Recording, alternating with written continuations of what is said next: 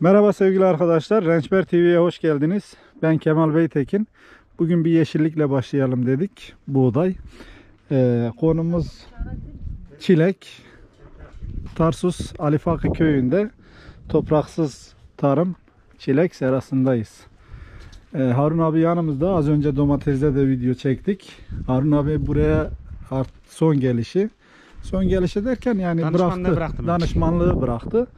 Bundan sonraki videolarımızda ya yeni danışmanlık olacak ya da bana yakın, çünkü Harun abiye uzak. Harun abi Mersin'de oturuyor, ben Tarsus'ta oturuyorum. Bir de yolumun üstü, gelip geçerken video çekme olanağım var. Bu seradaki videoları bundan sonra yanımızda Harun abi olmadan yapacağız. Domates videosunda da neden bıraktığını izah etmişti. Şimdi çilek serasına geçtik. Çilek serasında da biraz gözlem yapıp niye sana şunu sorayım. Niye bıraktığı hakkında yine biraz konuşacak. Şimdi şu sırayı çek mesela. Şu sırayı çekiyorum. Tamam. Çektin. Şu sırayı çek. Bir de geldik. Şu sırayı çekiyoruz. Şimdi geçen hafta sen salı günü geldin. 11-12 gün önce geldin, bir video çektim burada. 10 günü oluyor. Evet. Toplama yapılmıştı o gün. Aynen öyle. Ve benim gözlemlediğim, geçen hafta çiçek yoktu. Şimdi çok güzel çiçek olmuş. Peki nedeni nedir diye merak ediyor musun? Nedenini bilmiyorum, senden öğreneceğiz. Şimdi bu çilek orada da ben bitkisi- söyledim, yani çilekten o kadar anlamıyorum. Normal fotosentez yaptığında işte 140-150 gram civarında su vermek gerekir. Kökünü falan çalıştırdığında vesaire. Bir kök için. Aynen öyle. İşte bir yağışlı günde 100 mililitreye düşer. Evaporasyon artarsa, yani sıcak, uzun Evet. gün falan buralarında Nemlenme. buharlaşmalar falan olursa 200-250'ye kadar çıkar. Topraksız tarım için. Biz bunu ne zaman kabul ettirdik? Bizim sera sahibine 90. gün, 10 gün önce. Sen videoyu çektiğin gün, Evet. ertesi gün şuradan su alıyor. Köklere bak bu arada. Kökler çalışıyor. Kokopit zaten, kokopit de değil, toprak bildiğin tuhaf bir şey. Evet. Buradan EC'ye bakıyor. Yani bakmasını istiyorum ben. 9.2 kokopitin EC'si. 20-25 mililitre suyla 90 gündür ayak diretiyor. Diyorum ki bu boruların içerisi en az 2 ton suyla doluyor. Yani böyle Evet. bu level sulamayı 45. gün kabul ettirdik. Sistemin dolması 3 ton su. Şimdi burada 18.000 metrenin üzerinde şu 20'lik borulardan var. Evet. 5 dönüm bu taraf bir vana, 5 dönüm bu taraf bir vana. Tamam mı? 2 vanayı bir sulayabilirsin.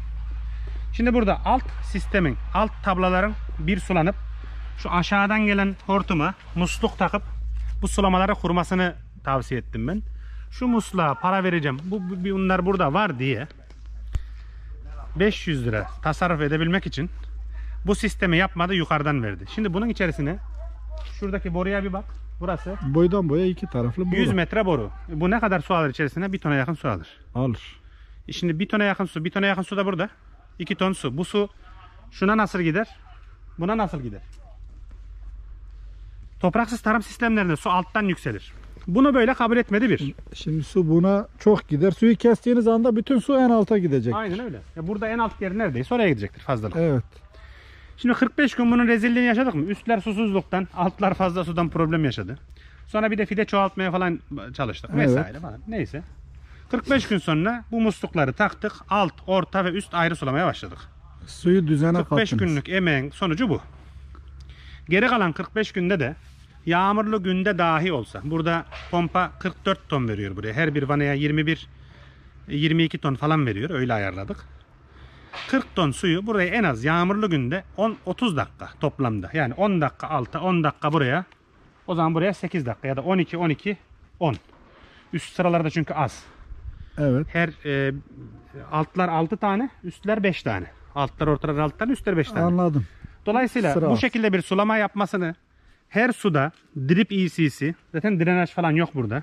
Evet. Drenaj EC'si ölçmesini vesaire söylüyordum. Her geldiğimde yok diyordu, onu diyordu. Bugün 4 dakika su verdim, 3 gün su vermedim. Bugün 25 dakika sade su verdim falan. Zaten suyun sulama EC'si 0.9.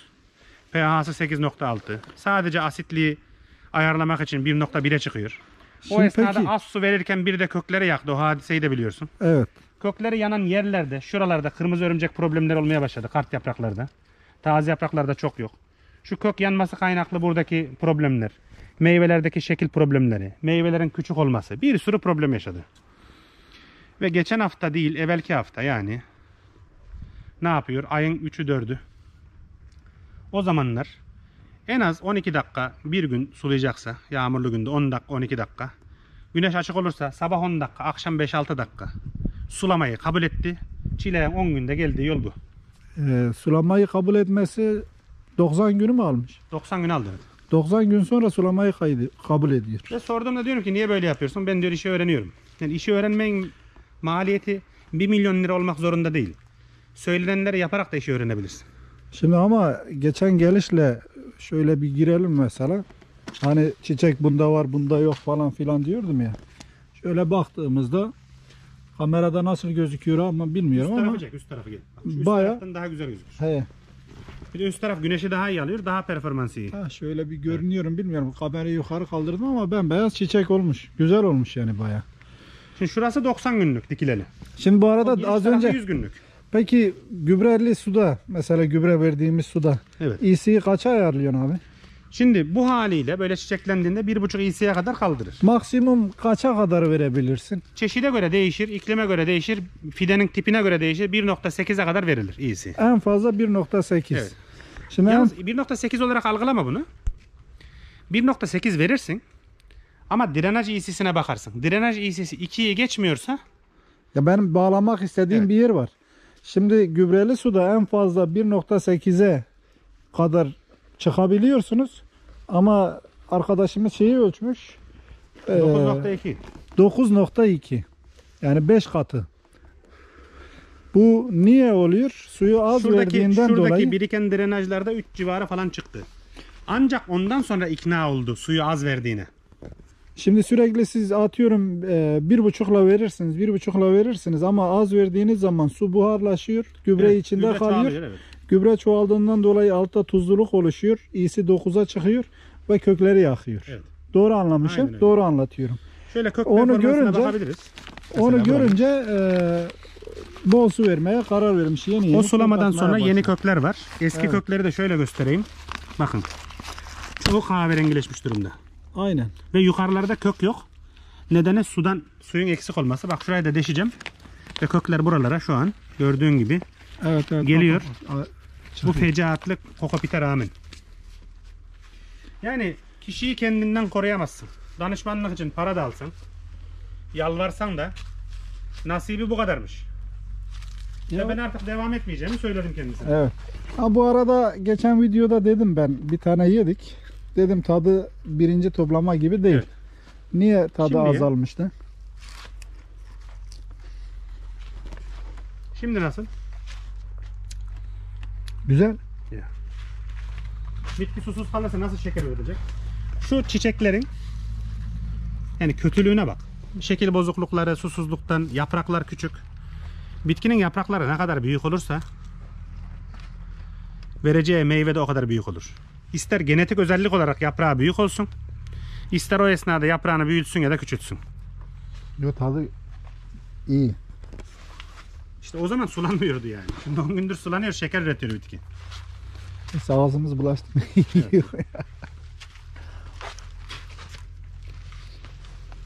Şekil bozuklukları var. Aynen. Şimdi bütün bu olumsuzluklara rağmen yaprak beslemesiyle bitkiyi tuttuk. Ama kabul ettiremiyoruz. Yani bir gün geliyorum, 2 gündür su vermiyorum diyor. Şimdi Bir bunlar gün geliyorum, bugün 25 dakika sade su verdim diyor falan filan. neyse var asıl kelam uygulamada anlaşamadılar. Evet. Onun için bu üçüncü oldu. Üçüncü de artık tamamen film koptu. Bir de Harun abiden habersiz demir mi vermişti? Potasyum vermişti. İlk başlarda potasyum nitratla demiri verdi. He, potasyum nitratla demir kalsiyum vermişti. yanıklıklarını potasyumla yaptırdı kendisi. He. Suda anlaşamıyorlardı. Hem domatesde hem şeyde. Domatesde habersiz ilaç atmışlar, akrobat atmışlar vesaire vesaire. Her neyse. Bundan sonra burada Habersiz video uygulama gelecek yapmasında problem inşallah. yok. Habersiz yaptığı uygulama ya da programa uymayışı, tavsiyeleri dikkate almayışı. İşte bu şey değil, ayete kerime değil, değiştirilebilir yani. Ya, tamam, Ama değiştirilebilir. başına başka bir dert açıyor. Ve bu derdi açıyor dediğimde de bunu kabullenmiyor. İtiraz ediyor, ben doğruyu yaptım diyor. Şimdi bu şekilde danışmanlık olmaz. Şimdi habersiz uygulamada bir şey yok da aslında bir şey var bana göre ya. Ya, ilaçlama meselesi, sulama meselesi bak. Çiçeklenmeleri iyi ama meyve potansiyelleri küçük. Çiçeklerine güzel olmuş ama değişmiş suyu bol verdikten sonra. Bir derece Şimdi bu arada çilek sırası gibi duruyor. çilek, topraksız çilek yapanlara da tavsiyede bulunabiliriz. Onlar gerçi biliyorlardır. Yapan ya da bilmeyenler de şeyin kokopitin içinden böyle şey çıkarıp İşte 40 gramlık meyve daha fazla. belki. kokopitin içinden biraz kokopit alıp sıkıp onun iyisini alın arkadaşlar. Eğer iyisi Normalde yok. yüksek Normalde şu dripin altına bir su koyarsın. Her suyun günlük toplamda da ölçersin. Sulama toplamda da. Bir buraya bir de drenajın sonuna kova koyarsın. İkisinde verdiğin su iyisi. Makine düzgün ölçüyor mu, düzgün geliyor mu? Drenajda aradaki EC pH farkı kaç? Ona bakarsın. Ama Sulamayı ve gübrelemeyi en azından şimdi şunun içinden alırsa belki drenajın iyi değildir. onu göstermez çünkü burada drip var, burada yok. Burada kök var, burada yok. O şaşırtır. Buradan derken yani şeyin dibinden. Buralardan Normalde içinden. drenaj suyundan alması lazım. Şimdi Burası drenaj, domatesten bozma olduğu için alamaz. drenaj iyi değil. Evet. Şimdi drenajın miktarı, EC'si, pH'sı verilen suya göre ne kadar drenaj olduğuna göre gübreleme, sulama programı topraksız da belirlenir.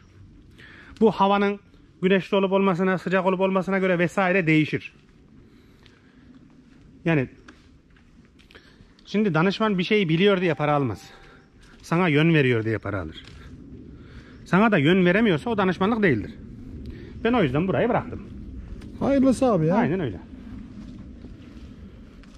Ama sulamayı kabul ettikten sonraki değişimi görüyoruz. Evet.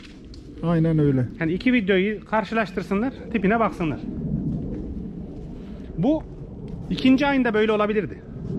Ve şu an 25 liradan haftada 1,5-2 ton çilek satıyor olabilirdi. Satardı, evet. 1 ton çilek 20 bin lira. 25 bin lira. Yok kendi ayağına sıktı. Bilemem.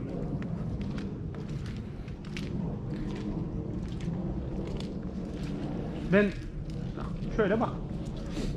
Ama şimdi bu çilekler arasında hem fide farkı vardı hem de Evet. gün farkı vardı. 15 gün fark vardı. Şekilleri bozuk hep. Susuzluktan dolayı kalsiyum Aynen öyle. yürümemiş yani. Meyveler küçük bak. Ama çiçek çoğalmış. İyi çoğalmış hem de. İşte zamanında yapmak gerekiyor.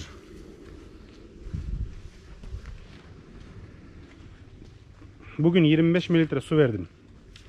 10 gün sonra 250 mililitre su verdim de çilek beslemesi olmaz. Ben kendisine dedim. Şu 3,3 dönüme tekabül ediyor bir hat. Tamam mı? Burası 10 dönüm ya. Evet. 3300 metre. Şu alt sıralara suladığımızda. Üst sıralara suladığımız 3300 metre. En üst sıra 3000 metre. Öyle O- düşün. 3,5. Öyle düşün. 10 dönüm yani. He. 10 dönüm toplam. İşte 3'e bölüyoruz ya. Alt Evet. sıralara bir sürüyoruz. Orta sıralara bir sürüyoruz. Evet. Şimdi buraya burada nereden baksan 80 bin bitki var. Yani 40 bin civarı dikildi. Çoğaltıldı. 70-80 bin bitki var. Evet. Bu 80 bin bitkinin en az 10 ton suya yağmurlu günde ihtiyacı var. Ama bir de şöyle bir avantajınız var ha. Sizin elinizde dakikada kaç ton su veren, bunu yazan otomatik bir sistem var. Şimdi çoğu seralarda böyle bir şey yok. Topraksız çilek seralarında var zaten otomasyon. Yani Niye topraksız çileğe masraf edip otomasyon O- yapmıyorsa aptallık eder. Yeşiltepe'dekinde var mıydı otomasyon? Yeşiltepe kim? Yeşiltepe'de gittiğimiz. Şimdi onda 1,5 dekar. Orada da şöyle continue sistem var. Duraklı sistem var. 10 tonluk suyu doldurursun tanka. He. Onda EC pH ayarlar günlük sularsın. Yani bunda bir takım hatalar olabilir. Kalibrasyona göre, cihaza göre. Onu da şurada dripten, şu dripin altına koyarsın. Ölçeriz. Burada dripte bugün ben 1,1 EC ile verdim. Dribe bakarsın 1,1 EC. Tamam benim makinem düzgün ölçüyor dersin. Günlük bunu hem burada hem de drenajda ölçmen lazım. Aradaki fark nedir vesairedir falan. Biz onlara geçtik. Suyun miktarında anlaşamadık 100 gün. Ben bilirim diyor. İşin içinden çıkıyor adam. Ya sen de diyorum ki madem sen biliyorsun ben işin içinden çıkayım. Aynen öyle. Kısmet nasip abi ya. Ve ben yani kızdım, azarladım. Şikayet eder sen beni azarlıyorsun diyor. Ama kendisi için Yani söylüyorsun yapacak ya. bir şey yok. Ya sonuçta şimdi kim olursa olsun, isterse danışman olsun, isterse mühendis olsun, isterse tarla sahibi, isterse aylıkçı olsun. Bir işin doğrusu var. Yani bir işin doğrusu var. Artı baktığı şeyin iyi olması için uğraşıyor. Sen faydasına söylüyorsun, o öyle algılıyor. Kısmet diyelim. Yapacak bir şey yok. Hayırlısı diyoruz. Abi sana da Ve o sıkıntılara rağmen daha henüz yapraktan bir fungus atılmış değil. Benden çıkana kadar. Ondan sonra ne yaptılar bilmem. Ne Evet. botrytis ne külleme. Yani yaprak beslemesiyle bitkiyi ayakta tuttuk yani. Yazık ama böyle olmak zorunda değil. Şimdi senaryo zaten çok ekstrem. Kokopit 3 yıllık kokopitin üstüne 6 yıllık bir şey koymuşsun. İçine toprakla fide dikmişsin. Sulama suyu iyisin 0.9, pH'si 8.6. Bu şartlar altında şöyle bir sahne görebilme olasılığın kokopit 0 olsa, fide düzgün olsa zor. ya şimdi şöyle deveye demişler senin boynun eğri benim nerem doğru ki demiş. Aynen öyle. Yani sistem zaten sıkıntılı, onu biliyoruz. Artı bunun üzerine işçilik problemi var. Ben de şunu diyorum. Fide Ona problemi rağmen var. besleme programında, sulama programında ayak diremese, Ya böyle ben yapmasaydı bilirime da gitmese, çok daha anlatabildim mi? çok daha güzel olacaktı. Yani mükemmel bir performans alabilirdi. Aynen. Şimdi bu bir boştaydı. Burası dikilmemişti. Seninle video çektik. Kaç kişi Fatiha çekti altına yorum olarak. Başlamadan ipi çektiler. zaten. Anlatabildim mi? Evet. Yani diyecek bir şey yok yani. Şimdi ben şöyle özetle söyleyeyim. Kendimden şüphe etmeyi bırakalı 2 yıl oldu. Yani bir ay önceden nereye varacağını beslemeyle, iklim değişikliğiyle, o yapılan uygulamalarla, topraklı da topraksızda da bir işin nereye varacağını, hangi hastalık geleceğini, bunun beslemeyle nasıl önleneceğiyle ilgili eğitim veriyoruz biz. Yani bırak uygulamayı. Yani mütevazi olmaya gerek yok. İnsanlara izah ediyoruz ki anlasınlar diye. Ama gelelim elde var 0. Yine elde Ve bu sıfır yüzden değil ya. ve ama bu yüzden elde var 0 derken olması gereken yerle ilgili. Şimdi biz mükemmelliyetçi olmasak zaten yazarız haftalık ilacını, yazarız haftalık gübresini, geçer gideriz. Şimdi daha güzel olabilirdi burası. Olabilirdi hala. Ama benden çıktı. Peki Artık benim problemim değil. geç kalınmış mı sence? Ya tabii ki geç kalınmış. Şimdi buraya Mart'a kadar buradan nereden baksan 30 ton alacaktı ve 10 lira üzeri satacaktı. Geç kalınmıştır derken yani Toplam tüm masrafını kurtarırdı. ben zaman olarak söylemiyorum. Yani bu fideyi senin dediğin şartlarda eğer bir bakım yapılabilse çok daha güzel verimkar bir durum alır mı? Yani alır dar- ama meyve kalitesi şu an yok. Yeni gelen çiçeklerde olabilir. Anladım. Ama oluşan taslaklarda yok. Dolayısıyla Şimdi bir kalite halinden memnun olacağını zannetmiyorum. kalite problemimiz olacak yani. Ama Hayırlısı diyoruz. sulamazsan bitki nasıl olacak ki bu iş? Abi yine sözün sonu hayırlısı diyoruz. Sana Aynen teşekkür öyle. ediyoruz. Bu Eyvallah, arada Harun abi solucan gübresi üretiyor. Hiç ondan konuşmuyoruz. Sürekli başka şeylerden Şimdi buraya konuşuyoruz. solucan gübresi kullanmasaydık, Vormi solucan gübresi kullanmasaydık bu sahneyi zaten göremezdik. Ama bu kadar ekstrem koşullarda, ya burası bildiğin challenge, meydan okuma. Bu koşullarda dahi gerek domates serası olsun.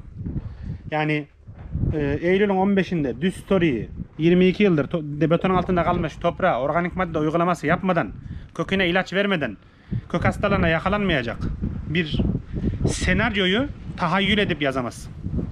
İşi bilmiyorsan, biliyorsan yaparsın.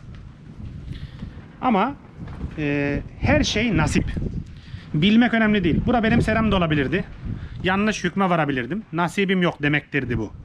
Her şey nasip. Bu adamın da nasibi bu kadarmış. Benim de buraya gelip gitme nasibim bu kadarmış. Herkes nasibini alır, yoluna gider. Abi, Olayın özü bu. abi çok teşekkür Eyvallah, ediyoruz. ne demek? Videomuz uzun oldu. Kusura bakmayın. Yeni videolarda görüşmek üzere. Videoların devamı gelecektir. Hem biber olsun hem yine bu domatese ara ara gidip gelirim. Bu çileğe ara ara gidip gelirim. Başka yerlerden videolar gelecek. Bugünkü videomuzu biraz fazla uzattık. Abone olmayı, yorum yapmayı, beğenmeyi unutmayalım. Yorumlarınızı hepsine cevap veremiyorum ama birçoğunu videolarda cevap veriyorum. Kendinize iyi bakın. Tarsus Alifaka köyünden hepinize kucak dolusu sevgi ve selamlar olsun. Hoşça kalın sevgili arkadaşlar.